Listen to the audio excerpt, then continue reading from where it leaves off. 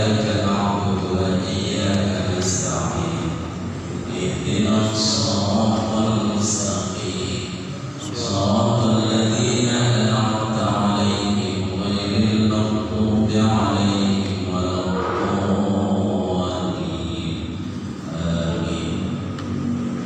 بسم الله الرحمن الرحيم. قال المصنف رحمه الله تعالى ونفعنا به وبعلومه في الدارين آمين آمين يا رب العالمين. فصل هذا فصل والذي يبدل الصلاة 11 شيئا. Masih di pasal tentang hal-hal yang menyebabkan batalnya sholat. Yang ke-6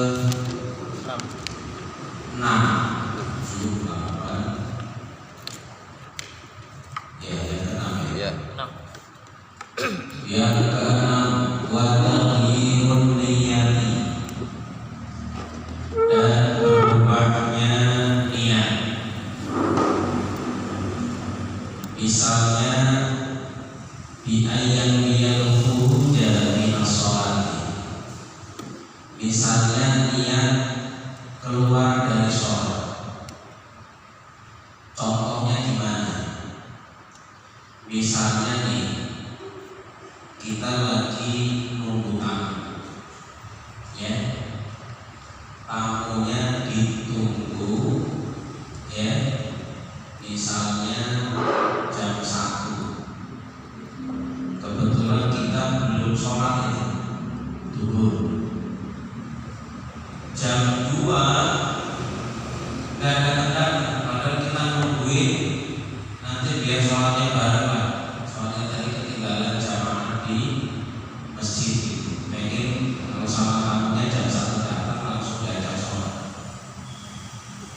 Sampai jam 2 nggak datang, wah ini bahaya. Kalau lewat bisa 12, ya udah langsung sholat lah.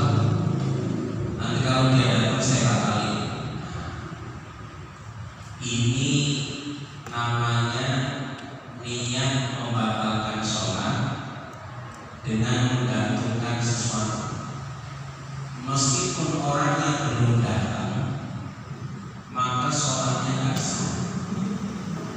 Karena sholatnya niatnya digantungkan kepada sesuatu.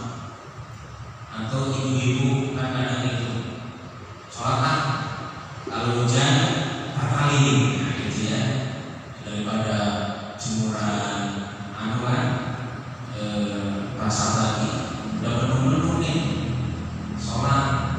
Itu kalau niatnya kemudian kalau hujan saya batalin, ya otomatis sholatnya meskipun nggak hujan tetap hukumnya batal.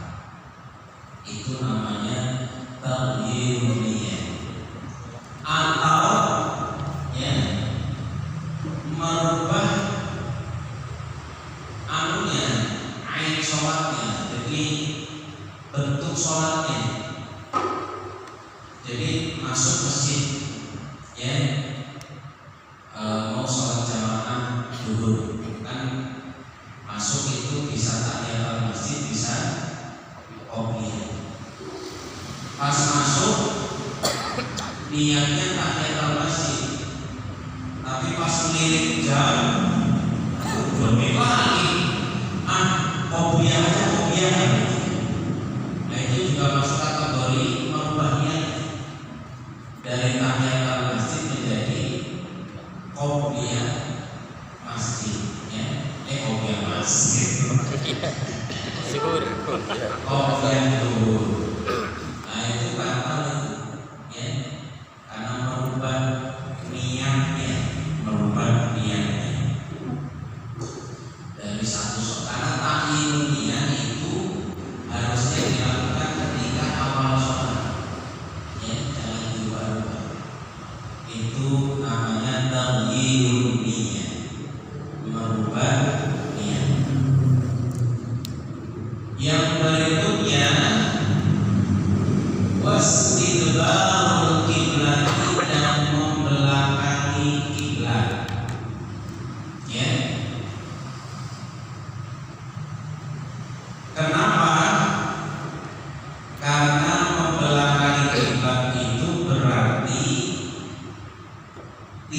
memenuhi salah satu dari 5 syaratnya sholat. Apa sih bedanya syarat? Bedanya rukun dengan syarat itu. Kalau syarat itu sesuatu yang wajib ada sepanjang sholat itu dilaksanakan, itu namanya syarat. Ya, jadi syaratnya sholat itu sesuatu yang mesti ada selama sholat. Dan menghadap kiblat, menutup aurat, suci dari hadas, kan gitu kan? Jadi semuanya itu dari awal mulai takbiratul ihram sampai salam harus selalu ada. Kalau kemudian hilang di tengah sholat, ya sudah, sholatnya otomatis batal.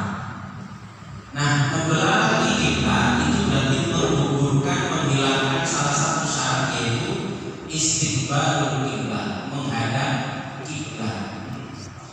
Dan tidak harus membelakangi dalam arti belok sepenuhnya.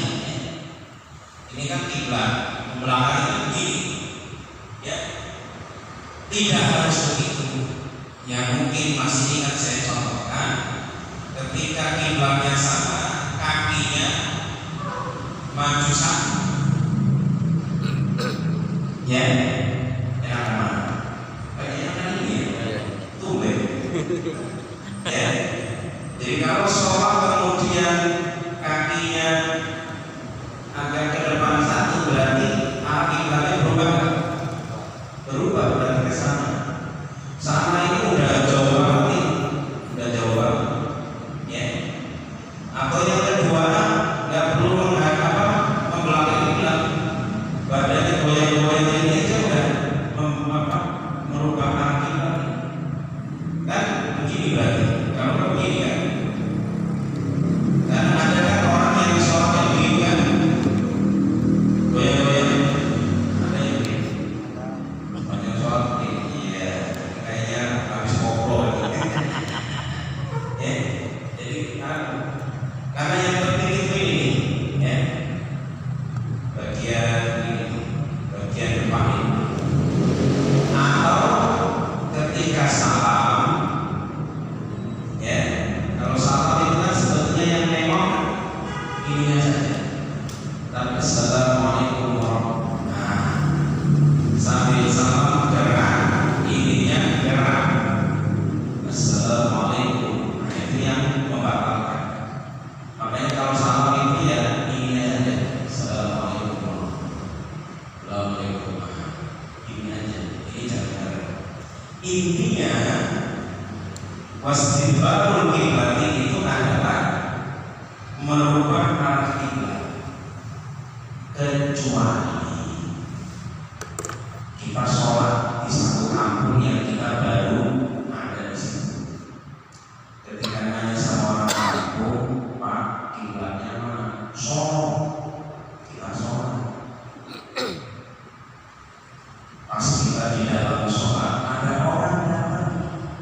Wih, kiblatnya salah. Itu tadi yang suka orang gila. Harusnya ke sana gitu.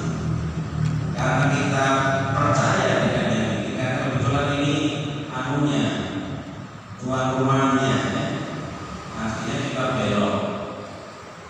Beloknya begini sangat tidak membatalkan sholat atau tidak?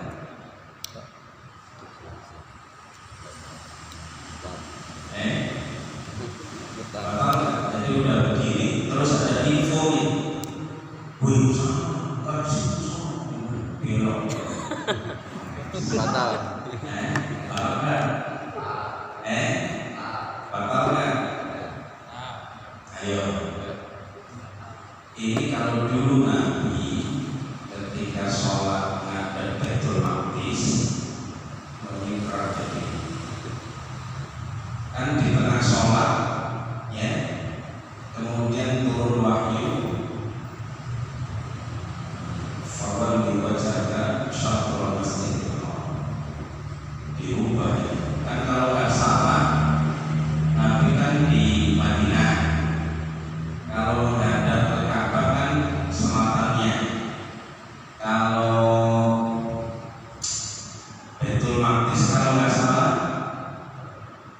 nih kalau salah ya. Yang apa barat, yang kalau nggak utara baratnya. Berarti kalau misalnya ini barat, berarti selatan kemana? Ke sana kan? Itu di tengah sholat. Jadi gimana?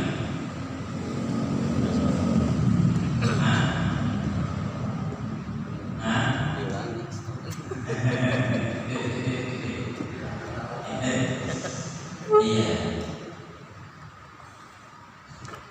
Jadi kalau yang kayak tadi itu oleh sebagian ulama dikatakan tidak membatalkan karena berbeda pada keyakinan yang lebih benar.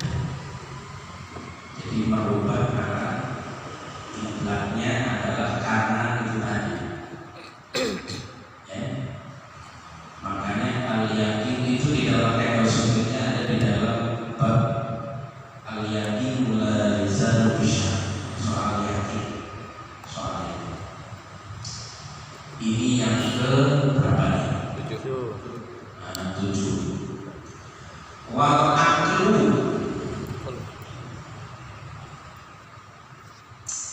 yang kedelapan adalah makan. Ini juga saya sudah dijelaskan. Makan itu pengertiannya bisa memang di depannya ada pisang, diambil dimakan. 1. 2 adalah ketika ada di area mulut kita, ya, misalnya di atas bibir. Misalnya tadi habis makan es krim, kan belepotan tuh. Udah butuh tapi ternyata ada sisa. Akhirnya kayaknya sayang nih, jilat masuk di telan. Nah itu pengertiannya yang kedua. Atau yang ketiga, sesuatu yang ada di mulut, di dalam mulut. Apakah selilit bekas sate kambing, ya, atau ayam bakar. Ketika selilitnya lepas, area mulut ini, kalau itu berasal dari sesuatu yang bukan natural alamiah, maka itu masih kategori benda asing, benda luar. Maka kalau kemudian selilitnya itu dimakan, otomatis membatalkan sholat, ya, membatalkan sholat, ya, membatalkan sholat. Pertanyaannya, kalau yang dimakan bukan makanan,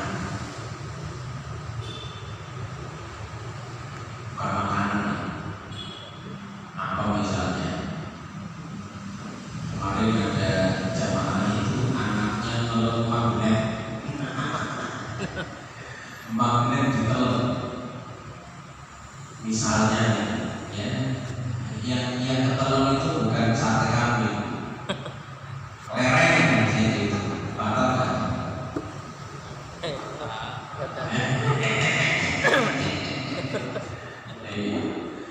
Ya kiasnya sama, meskipun itu bukan makanan, itu sesuatu yang membatalkan. Ya kan mungkin saja, mungkin nggak tahu. Iya, mungkin. Itu makanya sama di dalam